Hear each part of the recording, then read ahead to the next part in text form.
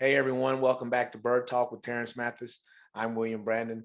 Please make sure you subscribe to the YouTube channel Atlanta Sports Unlimited and turn on those notifications so you don't miss an episode. Also, this episode is brought to you by Prize Picks, the simplest sports fantasy game on the market. You can pick from multiple sports platforms, the NBA or even the MLB. And get this, if you sign up using the code ASU, Prize Picks will 100% match your initial offer up to $100. And download the app from the Google Play Store or the App Store. Well, me and Terrence have been off for a couple weeks. The Yes. Falcons have they got their new schedule. The Falcons been adding more players, and then as of most recently, Arthur Smith sat down with the media and spoke about some things about this upcoming season. What did you think about what Arthur Smith was talking about, Terrence? Well, first of all, before I paraphrase what he said, excuse me, is this: Arthur Smith and the front office got to get on the same page Mm-hmm. because Arthur Smith is trying to win now. All the things he said, if you like, for instance, somebody asked him about the 2023 draft and picking a quarterback, and he says, wait a minute, if that's what you want to talk about, we ain't talking about anything. He says we have something to prove this year, and that tells me that he's trying to win football games, and I like that attitude that he has, and for him to say, hey, we're not looking to 2023, and hey, we got something to prove. So even with that saying, the power rankings came out, and the Falcons are sitting 31 out of 32 teams. Yeah, you have something to prove, and I'm with Arthur.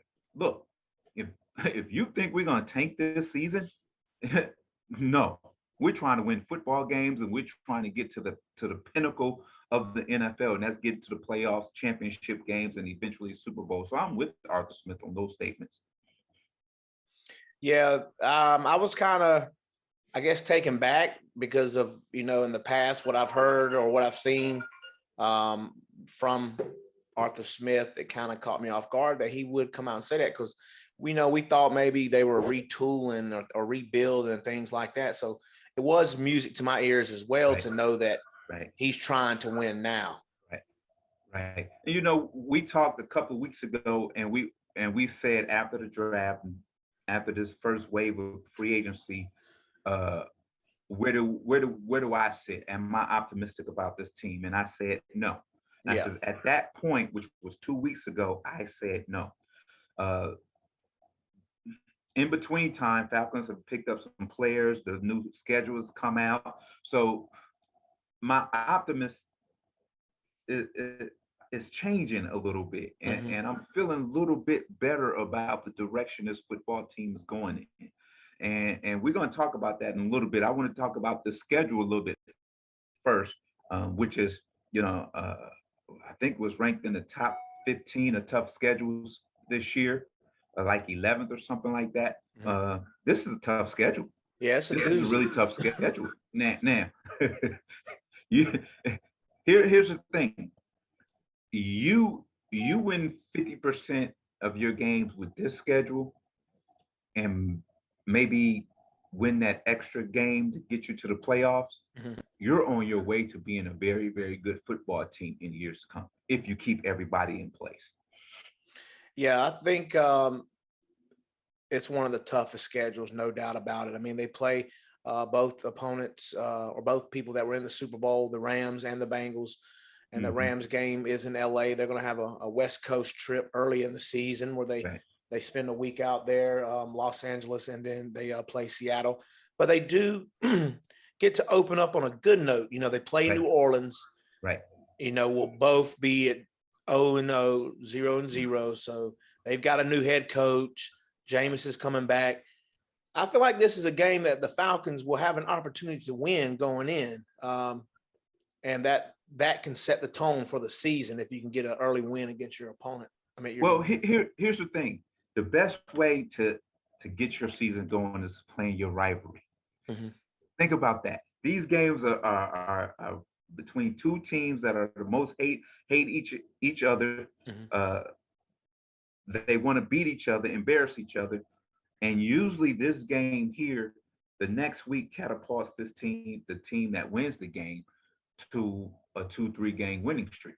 Mhm. So here it is, right out the gate, the the most competitive game you can have right out of the gate is against the New Orleans Saints, your rivalry uh, opponent, and I like it. And I, like you said, I think the Falcons can win this. And I'm gonna tell you why a little bit later about this roster, especially the offensive side of the ball. Why I think um, Arthur Smith is going in a different direction, a different philosophy in his offensive scheme. Um, just want you to touch on the important, well, maybe not the importance of, but what's your perspective on when you do have a road game such as Los Angeles and you follow up against Seattle? Should the team stay out west or should they try to come back? Yes, for sure. We've done that. I remember we twice when I was with the Falcons, we played San Diego Chargers Mhm. in in no, we played Seattle in Seattle first, Mhm. and then we flew to San Diego right after that game and spent the week in San Diego and played the Chargers. Okay. So if you know, it has to be done. You can't take those West Coast trips back to back like that. It's gonna wear on your body. And then we played 1 year, we played the 49ers, and then we played the Raiders up in Oakland. So we stayed there after that 49ers game and went up to Oakland and played Oakland the next week. So yes, it's financially it's smart. For your body is smart. You just got to be mentally. You got to be ready to know that you're going to be away from home for 2 weeks. Well, about 10 days. Yeah, I was going to ask, is it all business or is there some pleasure mixed in because you're out on the West Coast, maybe haven't been before, you're a lot of rookie players on this team. Yeah. Well, you try to keep your normal routine. Mhm. After that game, what do you do on Mondays? Mhm. What do you do on Tuesdays on your day off? So you try to keep the same routine.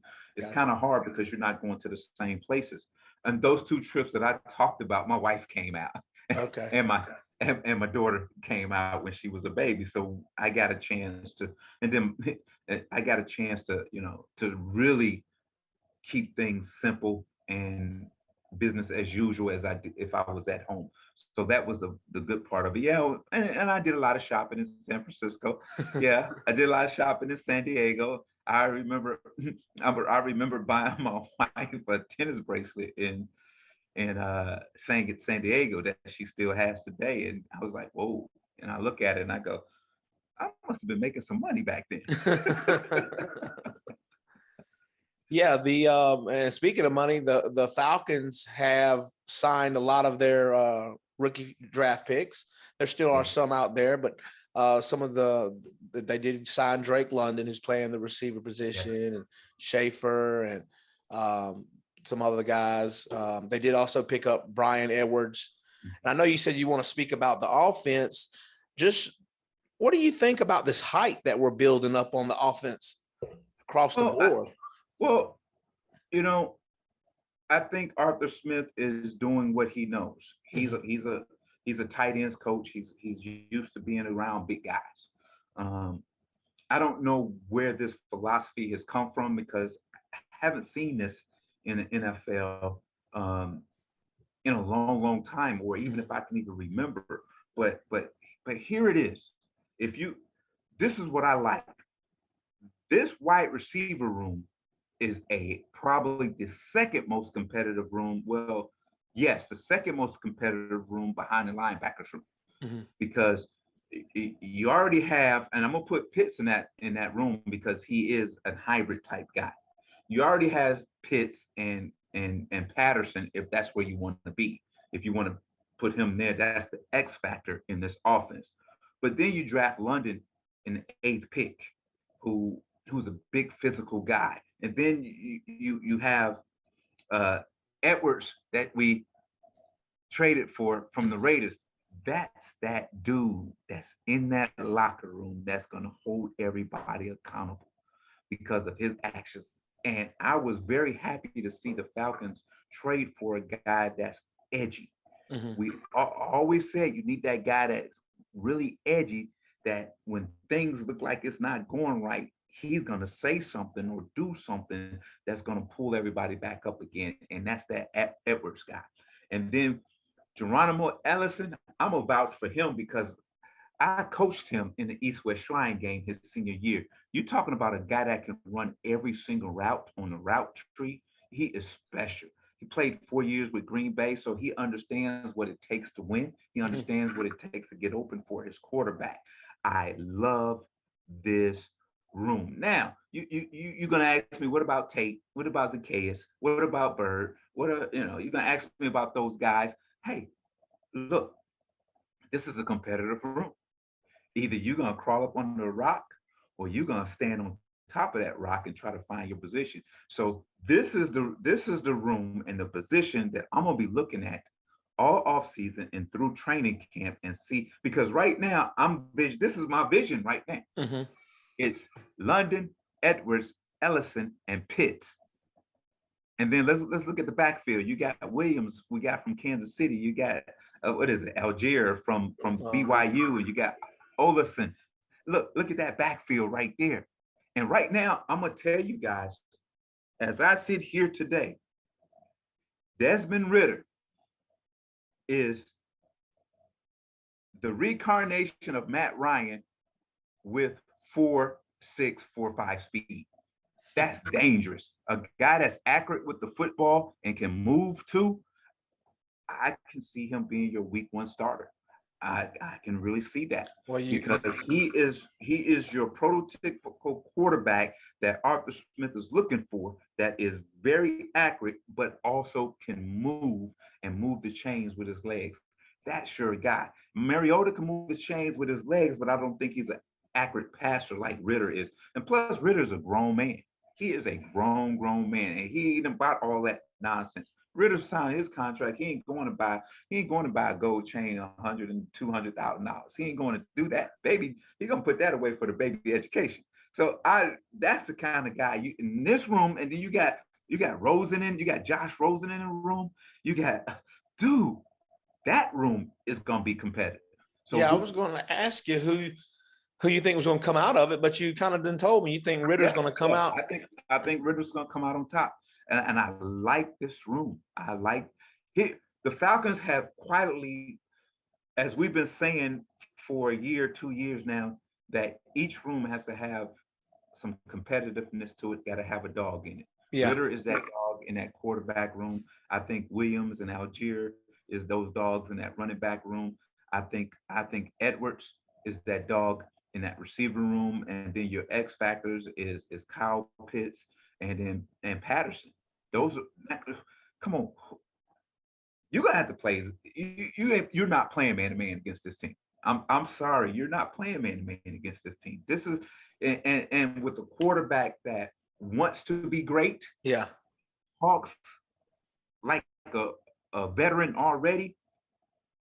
I'm sold on this offense right now. Now you says, well, who's going to protect this quarterback?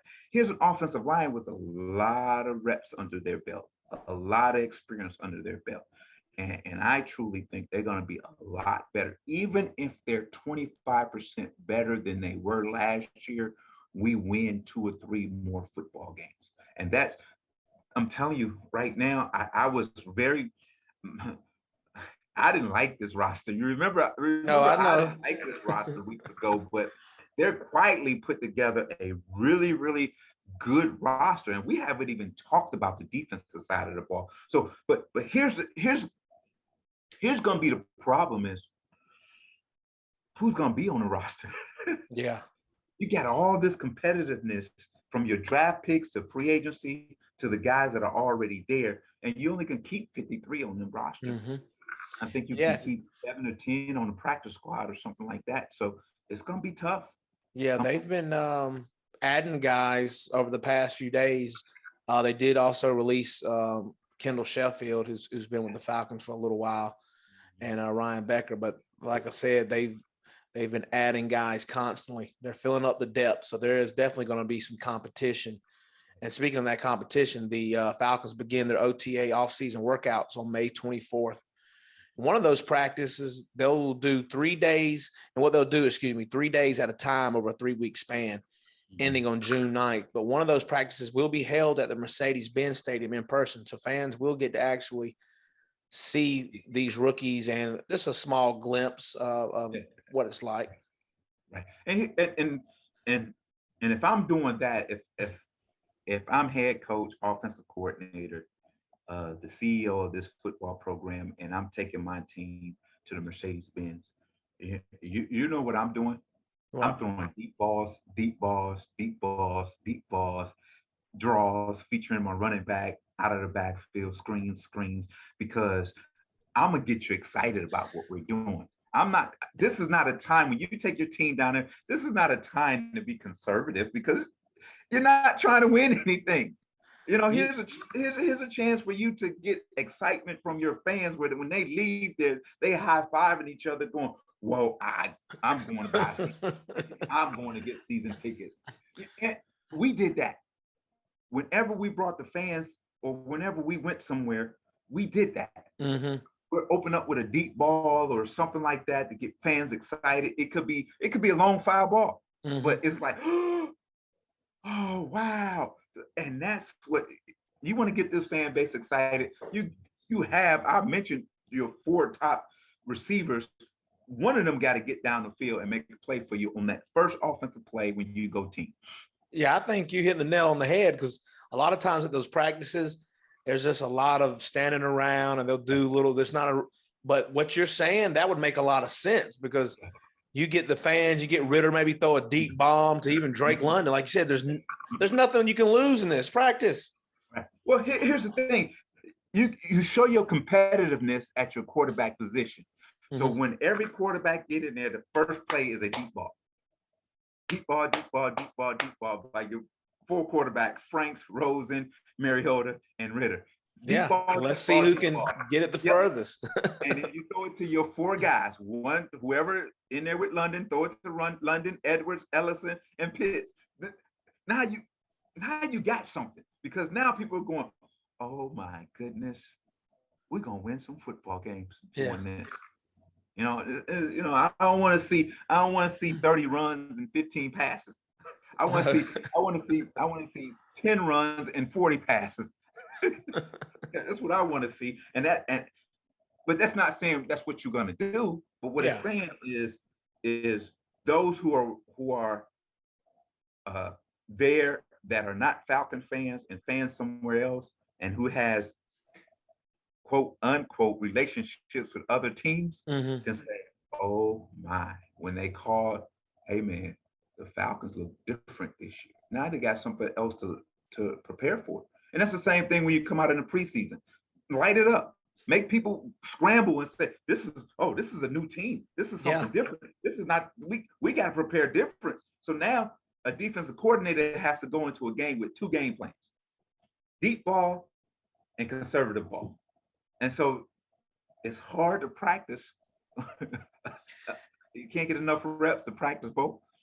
Yeah, this is this team how it's currently constructed is an opportunity for the Falcons to really do something because they're going to be overlooked. People are not going to expect the Falcons to do anything this season. And if they can come out and perform well and surprise people, Right. because the fans, I was talking in the barbershop yesterday, the fans are rejuvenated.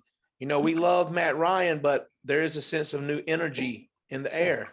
People Right. want to see what's on the horizon with this young talent we have. Well, I think it's because of the Desmond Ritter pick. I think people Mm-hmm. realize, hey, here's a guy that is more athletic than Matt Ryan. He is just as accurate as Matt Ryan, and we have a chance with him. So Mm-hmm. I think the fans feel good about that. And you know, here it is. It's funny. I was hit by somebody on one of the messages who said, pretty much they can understand my frustrations and the fans' frustrations with this Falcons team because of the years of losing. Mm-hmm. But we have to give Fontenot and Smith time to develop this team, this program whatsoever. So be patient. And I know what I said. I give it time. So afterwards, I looked up first year coaches and their records. I looked at McVay. First year he wins he wins his division, Hmm. gets into the conference championship, and then the second year he gets to the Super Bowl, and then as you know, a few years later he wins the Super Bowl. Hmm. I look at Bruce Arians, who was right here in our division with a poor Tampa Bay team. That first year uh, was modest, and he gets Tom Brady. They Yeah. go to the Super Bowl in his second year. So then I was looking at those type. I looked at Shanahan. It took Shanahan 3 or 4 years to accomplish what he accomplished whatsoever. So uh, and you can say, well, he had Tom Brady. And you can say, well, he had Matthew Stafford and he had a great defense and he had all this stuff. But prior to that, those football teams were at the bottom. Yes. And a shift came with the new head coaches, new sense of direction, a new sense of energy whatsoever. And these coaches would like, it's now. I'm not I'm not guaranteed 3, 4, 5 years from now. I got to put this together now.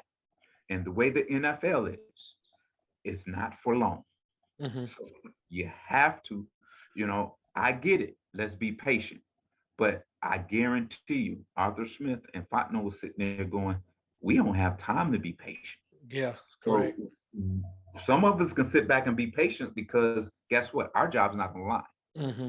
Their jobs are on the line. Players' jobs are on the line. So when I get excited about let's win now, I understand the business. I've been in the business. We talked about it. We talk about it every day when training camp starts. We don't win, some of us gonna get fired. Yes. That's just the nature of the business. We don't talk about the coach getting fired because guess what? When we don't produce and who gets the wins and the losses? The quarterback and the head coach. Yeah. And they are the first ones to be moved out the way, to get released, traded, or whatever it may be, get fired. So we knew that it was our job to do the best that we can so we can stay around.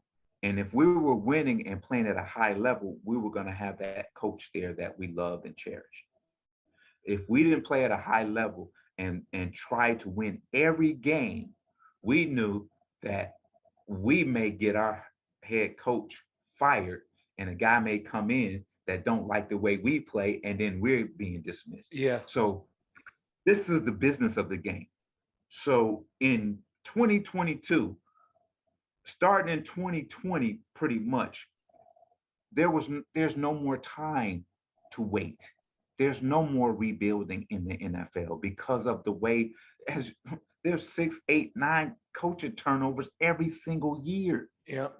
Some first year guys, some 2, 3 year guys, some long. But I'm telling you right now, I love what Arthur Smith said. We have something to prove. And if you think we're trying to tank this season, it is silly. And don't talk to me about the 2023 quarterback draft class because we have something to prove and we're trying to win now. And that's what I wanted to hear. And I'm behind you, Arthur Smith, and I'm gonna support you. And I look, this this roster, man. I'm excited. I'm excited because they got some dudes. They got some dudes on the offensive side of the ball. Yeah, it changed. It definitely changed because we had Zacchaeus. He was the number Yes. one on the depth Mm, chart a yes. couple of weeks ago. So a lot Right. has changed Right. overall with the offense. I mean, we didn't even have a quarterback for a few weeks. So Yeah, it's changed, man. You got 4 quarterbacks. Oh, good gracious, man. I love it. You got and two I that are veterans. and I know Oh, Ritter probably that gives him a bit of confidence to hear his head coach say that about the 2023 draft as far as a right. quarterback because he's probably his coach has some confidence in him. Of course, he's got to prove it, but that kind of gave him, hey, your coach, has got some confidence in you this But season. you have weapons around you that are young. That's gonna Yes. be there. So now you all grow together for the next 5 years. Mm-hmm. Imagine where they're gonna be in 3 years from now. They're gonna be good this year, and they're gonna be better the next year. But in 2024, it's gonna be amazing how good this team is if you keep it together. Oh my goodness. You look, and I'm not trying to look in the future because I really think this team, at first I 2 weeks ago, I would say 5 wins. Right Mhm. now, right now, at this point, if everybody stays healthy and if the offensive scheme evolves the way I think it's about to Mhm. evolve, I'm I'm gonna give them 3 more. I'm gonna give them 8 right now. It's Okay. early. I'm gonna give them 8 right now. But Woo. by July, well, by August, it may turn to 10 after I see them playing the preseason. And all I ask is please play your starters in the preseason so they can get some live reps so they can understand each other. Please do that. He did mention that as well, that I guess they realized that they kind of dropped the ball on that one. So I think they will get more reps. The Falcons do only have one preseason game at home because there's 9 home regular season. So they will actually play on a Saturday, August the 27th, on a Saturday at 3 o'clock. So that'll be something different. That's something new. Yeah. Yeah. Wow. Yeah. Yeah. What you got for us to end the show today? You know what? Here, I've been reading. I am in week 14th of my reading. I have 52 weeks. I'm gonna read the whole Bible in 52 weeks. I just finished week 30. Well, we're on week 14 this week. Mhm. And through my readings, this keeps coming, coming in my face. And it says the first will be last, and the last will be first. Mhm. And I was like, wow. I'm going, wow. So in everything that you're looking at, everything that you're going through, and you seeing everybody rising to the top, and you thinking there's no more jobs for me, there's no more opportunities for me, but God says the first will be last, and the last will be first. And if you believe that, and I use it in my own walk because for the last 10 years or so, Mhm. I've been trying to get college NFL jobs and I keep getting passed by. I keep getting passed by. I keep getting passed by. And this year was the year I said, I'm gonna stop chasing jobs. I'm gonna rely on you, God, wherever you send me, I'm gonna Mhm. go. So he keeps saying the first will be last and the last will be first. And I'm gonna hold my hats on that. So here we go. And this relates to what we're talking about today. The Falcons are power ranking is 31 out of 32. The first will be last, the last will be first. That's for all you Falcon fans right All there. right. Terrence said the Falcons will be first. I hope everyone has a great day. Continue to stay safe. Remember to subscribe, everyone. Have a great day. Peace.